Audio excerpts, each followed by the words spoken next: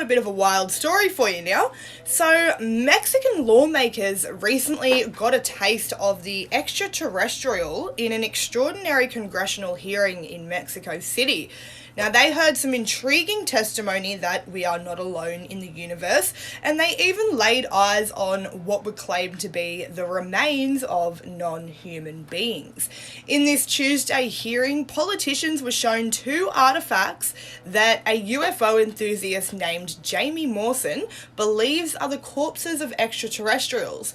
These unusual specimens, which have 3 fingers on each hand and elongated heads, were displayed in cases.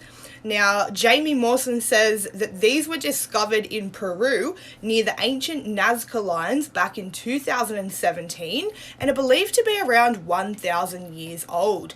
Now, before you do get too carried away, similar finds in the past have sometimes turned out to be the remains of mummified children. But Jamie Mawson seems very convinced, saying that this is the first time extraterrestrial life is presented in such a form, and he said he thinks there is a clear demonstration that we are dealing with non-human specimens that are not related to any other species in our world. He boldly declares, "We are not alone."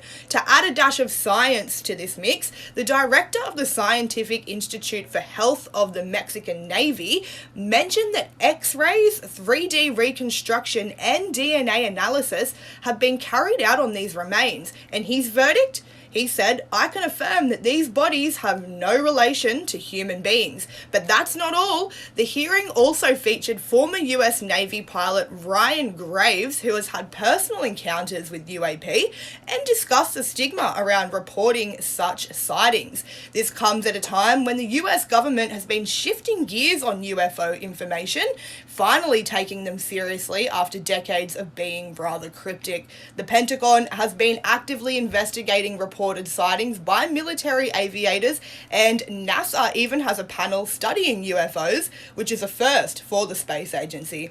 NASA is gearing up to discuss findings from that study later this week. In fact, I believe it is going to be tomorrow. So the truth might be out there. After all, will NASA actually tell us though?